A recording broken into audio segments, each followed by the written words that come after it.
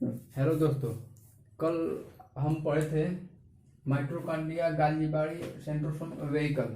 और आज हम पढ़ेंगे ईआर, एंडोप्लाज्मिक रेटिकुलम, जिसे हिंदी में कहते हैं अंतःप्रद्रव्य जलिका। तो हम कल पढ़े थे माइटोकॉन्ड्रिया का क्या कार्य था। माइटोकॉन्ड्रिया ऊर्जा पैदा करता था और गाल्गी उसका परिवहन करता था। सेंट्रोसोम कोशिका का विभाजन करता था और वेहिकल में पानी जल संचित रहता था। अब हम पढ़ेंगे ईआर, एंडोप्लाज्मिक रेटिकुलम, जिसे हिंदी में कहते हैं अंतःप्रद्रव्य जलिका। तो ईआर का हमारे कोशिका में क्या कार्य है, ठीक। तो जैसे कोई घर है तो वो दीवार पर रुका हुआ है, मतलब वो दीवार के सहारे है। अगर दीवार हट जाए तो घर चिपक जाएगा, मतलब नीचे गिर जाएगा। उसी तरह जो कोशिका होता है उसमें एंडोप्लाज्मिक रेटिकुलम उसका दीवार जैसा काम करता है, मतलब कोशिका को पिचकने नहीं देता है, ठीक। तो कोशिका में एंडोप्लाज्मिक रेटिकुलम कोशिका को पिचकने नहीं देता है, ठीक। तो ईआर को दो भागों में बांटा गया है, एक है उस स्मूथ और दूसरा होता है रफ। जो स्मूथ वाला भाग होता है इसमें फैट यानी वसा बनता है। और जो रफ वाला भाग है इसमें डॉट डॉट डॉट डॉट ये सब प्रोटीन होता है। जो डॉट डॉट है डॉट डॉट राइबोसोम,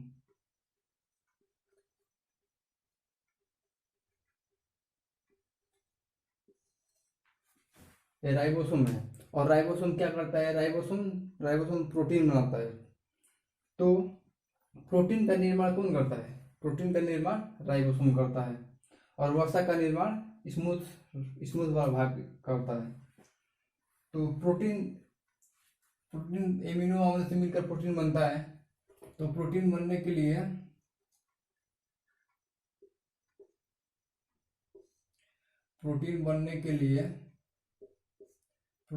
में 10 + 10 इम्यूनो अम्ल की आवश्यकता होती है। 10 + 10 = 20 इम्यूनो अम्ल। जब 10 + 10 इम्यूनो अम्ल 20 इम्यूनो अम्ल मिलता है तो बनता है एक प्रोटीन।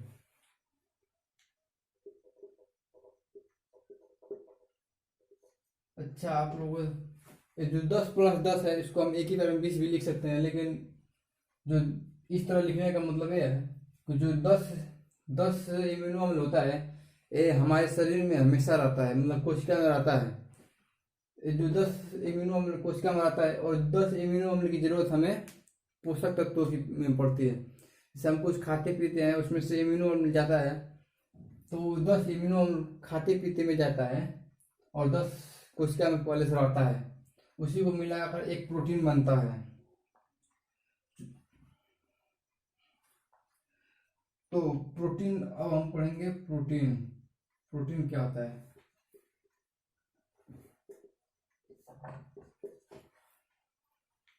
तो प्रोटीन हमारे शरीर में मतलब वृद्धि करता है। प्रोटीन का कार्य होता है हमारे शरीर को वृद्धि करना। और बुढ़ापे में, मतलब बुढ़ापा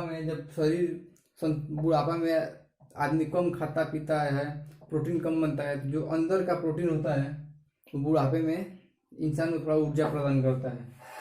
आप लोग देखे होंगे, मतलब कई लोग होते हैं जो जैसे व्रत करते हैं या फिर भूख हड़ताल पर होते हैं, तो उनको ऊर्जा कहाँ से मिलता है, कुछ खाते पीते तो है नहीं।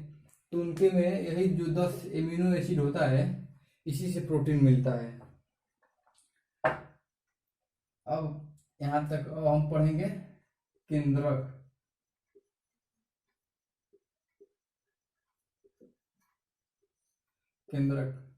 न्यूक्लियस।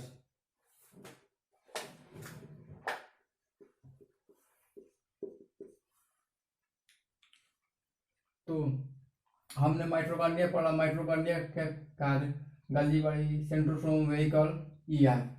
अब हम पढ़ेंगे केंद्रक न्यूक्लियस। ठीक, तो जो केंद्रक है, केंद्रक का क्या कार्य है? पहले तो केंद्रक की खोज,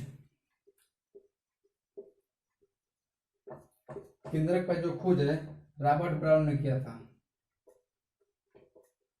केंद्रक का खोज रॉबर्ट ब्राउन ने किया था।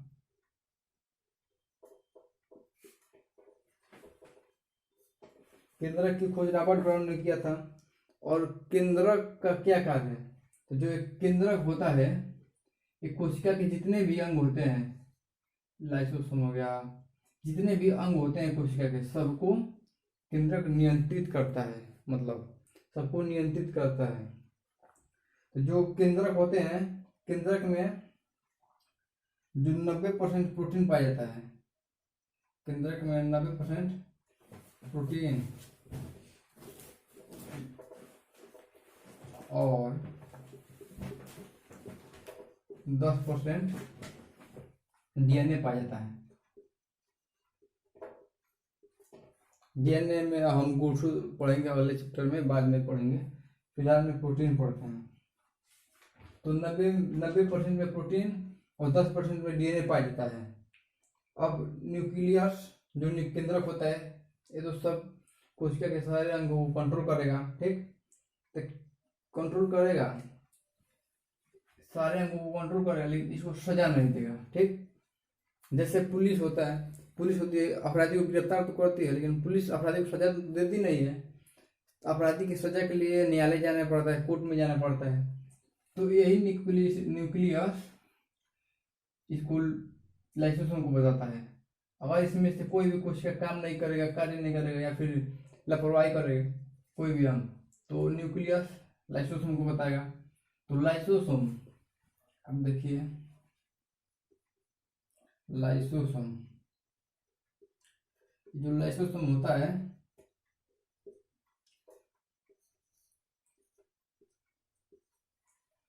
तो जो लाइसोसोम होता है, लाइसोसोम में एक एसिड होता है, जिसे हम कहते एंजाइम होता है, जिसे हम कहते हैं जल अपघटक एंजाइम। जल अपघटक एंजाइम, जल अपघटक एंजाइम बहुत खतरनाक एंजाइम है। ठीक, जो लाइसोसोम को न्यूक्लियस बताता है कि ये लापरवाही कर रहे हैं, तो लाइसोसोम क्या करता है? जो कोशिका लापरवाही करता है या फिर अपना कार्य करने से इनकार करता है, लाइसोसोम उसके ऊपर जाकर जो जल अपघटक एंजाइम है इसको छिड़क देता है। इस एंजाइम इतना खतरनाक है कि जिस कोशिका पे छिड़केगा वो कोशिका नष्ट हो जाएगी। ठीक, खराब कोशिका पे छिड़केगा और पूरी तरह से नष्ट हो जाएगी। तो लाइसोसोम का खोज किसने किया था? लाइसोसोम की खोज किसने किया था? लाइसोसोम की खोज डी डुबे ने किया था। डी डुबे ने लाइसोसोम का खोज किया था।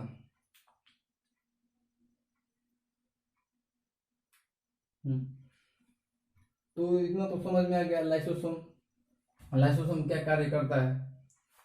तो अगर आप चाहें तो स्क्रीनशॉट ले सकते हैं।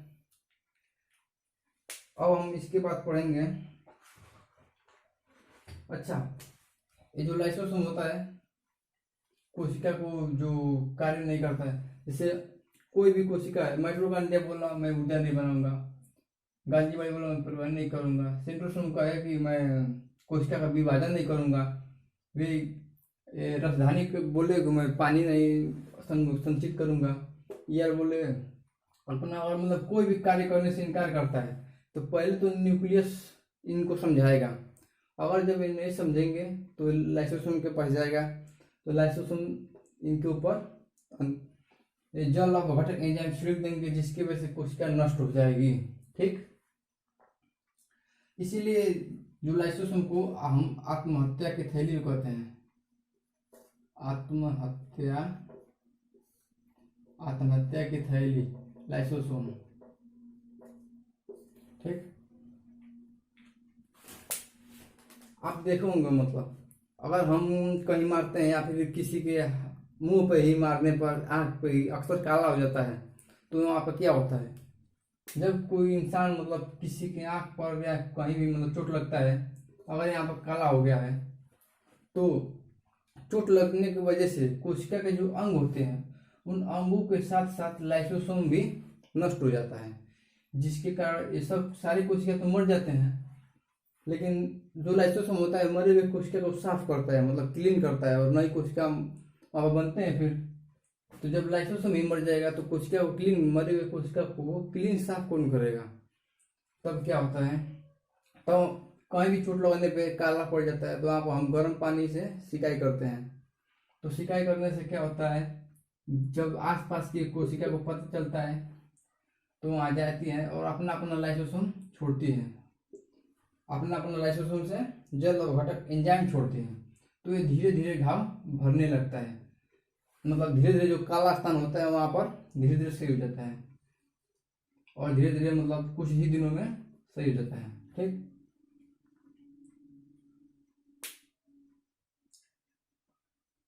अच्छा यहाँ तक तो पढ़। और अब इतने सारे कोशिका के अंग है, ठीक, और अंग को, और मान लीजिए हम दौड़ेंगे या फिर कुछ करेंगे तो जब ये आपस में टकराएगा तो लाइसोसोम, और गलती से लाइसोसोम फूट गया या फट गया, फिर जल अपघटक एंजाइम सब पर पड़ जाएगा, जिसकी वजह से कोशिका, सारी कोशिकाएं नष्ट हो जाएंगी और मानव का अभी जिंदा रहना मुश्किल है। तो क्या हुआ, वैज्ञानिकों ने ध्यान से जब देखा तो इसके अंदर गाढ़ा द्रव था, इसके अंदर गाढ़ा तरल द्रव था।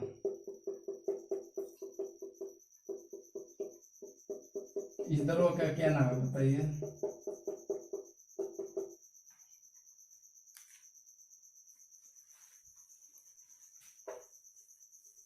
वैज्ञानिकों ने जब देखा तो इसके अंदर गाढ़ा तरल द्रव था।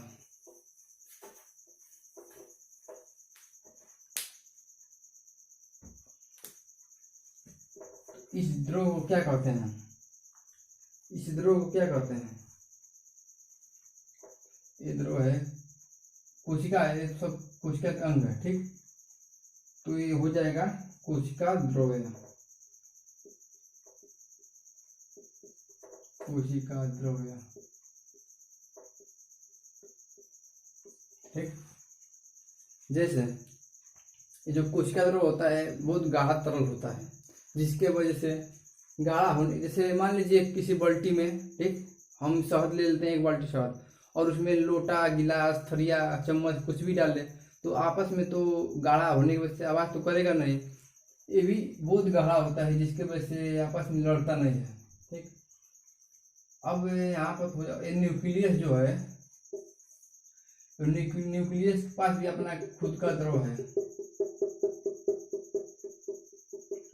न्यूक्लियस के पास भी खुद का द्रव है, जिसको हम कहते हैं केंद्रिका द्रव्य, केंद्रिका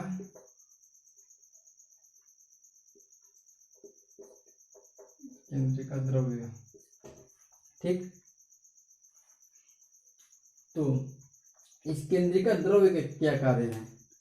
देखिए, जो केंद्रीय, इसमें तो लड़ने से, आपस में टकराने से बचाता है, और इस कोशिका द्रव्य है, एक कोशिका के अंगों को सूखने से बचाता है, सूखने से भी बचाता है।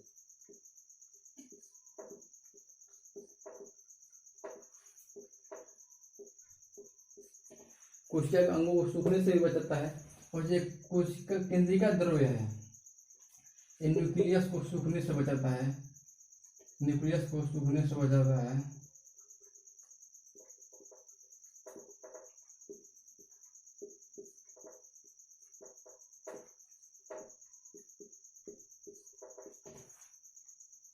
अब यहाँ तक तो पता चल गया।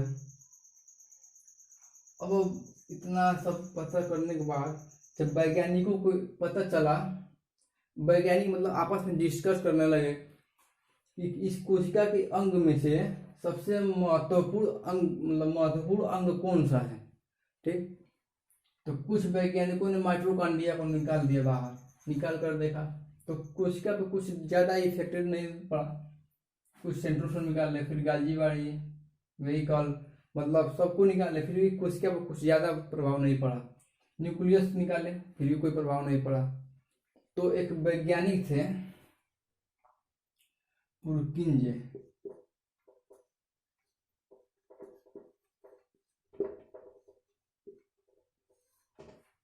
जो पुरकिंजे थे, इन्होंने क्या किया, इसके जो अंदर जितना द्रव है, गाढ़ तरल द्रव, इसको खींच कर बाहर निकाल दिया। फिर इन्होंने देखा कि जितने भी कोशिका के अंग है सब सूख गए और नष्ट हो गए।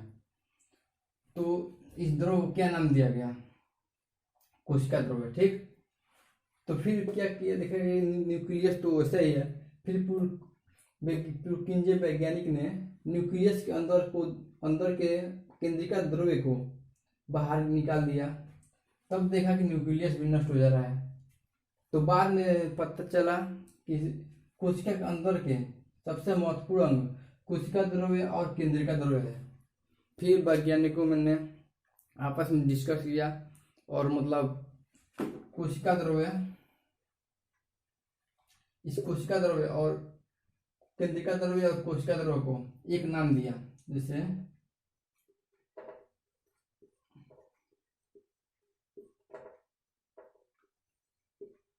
केंद्रिका द्रव्य और कोशिका द्रव्य।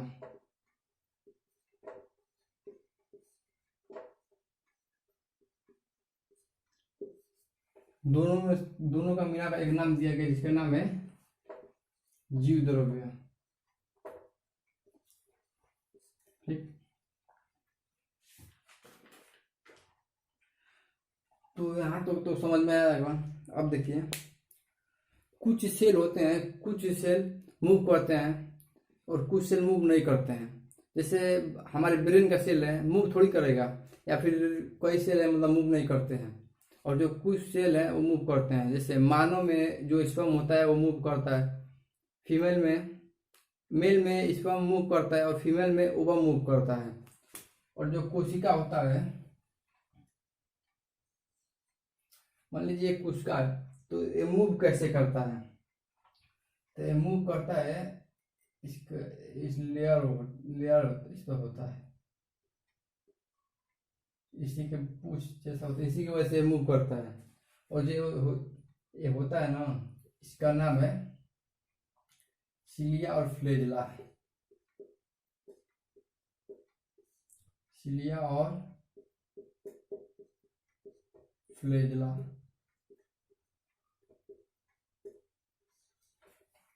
ठीक।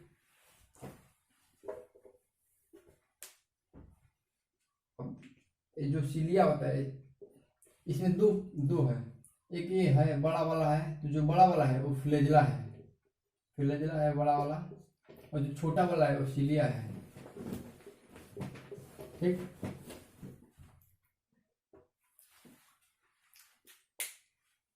इसी की वजह से कोशिका जो है मूव करता है। मानव में मेल में स्पर्म मूव करता है और फीमेल में ओवम, ठीक। जो लाइसोसोम होता है कोशिका के हर मतलब शरीर में, कोशिका के हर अंग में पाया जाता है। हड्डी में, जैसे मान लीजिए हम हड्डी पे किसी के चोट लग गया हाथ में, तो वहाँ का हड्डी काला हो जाता है, फिर वहाँ पर लाइसोसोम पाया जाता है, वो फिर से सही हो जाता है धीरे धीरे। मांसपेशिया में भी लाइसोसोम पाया जाता है, त्वचा में भी लाइसोसोम पाया जाता है, लेकिन सबसे जरूरी है ब्लड में लाइसोसोम नहीं पाया जाता है। ब्लड में लाइसोसोम नहीं पाया जाता है, तो ब्लड में क्या पाया जाता है,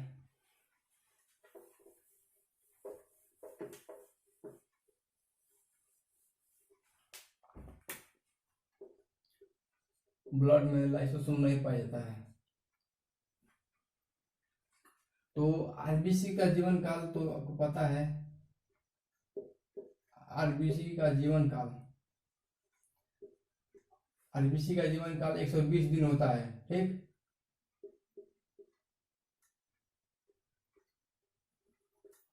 आरबीसी का जीवन काल 120 दिन होता है। 120 दिन के बाद तो आरबीसी मर जाता है। फिर जो ब्लड में तो लाइसोसोम होगा नहीं, तो फिर ब्लड को साफ कौन करेगा, उसके जो मरे हुए आरबीसी उसको नष्ट कौन करेगा। तो भगवान भी कितने होशियार थे। अगर ये ब्लड में लाइसोसोम रहता, ठीक, तो ब्लड तो हमारे शरीर में पूरी तरह चलता रहता है, मतलब सर्कुलेशन करता रहता है। और ये लाइसोसोम मरे हुए आरबीसी पे अपना जो एंजाइम है छिड़क देता, तो मरे हुआ एंजाइम शरीर में तो चलता, फिर मतलब परिसंचरण करता, जिसके वजह से जो अच्छे कोशिका है मतलब पूरी तरह से शरीर में एंजाइम फैल जाता, लाइसोसोम का छिड़का हुआ एंजाइम फैल, जल घटक एंजाइम फैल जाता, जिसकी वजह से पूरी कोशिकाएं नष्ट हो जाती। तो जीवन आरबीसी है, आरबीसी 120, इसका जीवन काल 120 दिन है। और आरबीसी के जो मरे हुए कोशिका है उसको छानता कौन है? तो आरबीसी का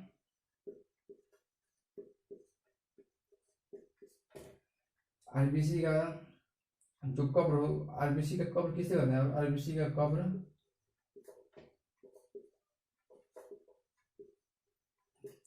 प्लिया या तिल्ली को कहते हैं, जो किडनी के पास पाया जाता है, प्लिया या तिल्ली। प्लिया तिल्ली का क्या कार्य है? ये जो आरबीसी, प्लिया तिल्ली आरबीसी को, जो मरे हुए आरबीसी होते हैं उसको अपने पास बुला छान लेता है और बाकी आरबीसी को छोड़ देता है, जिंदा आरबीसी को। ठीक, तो आप सबको अच्छे से समझ में आया हुआ। अब हम आगे के अब कल पढ़ेंगे आगे के चैप्टर में। तब तक धन्यवाद।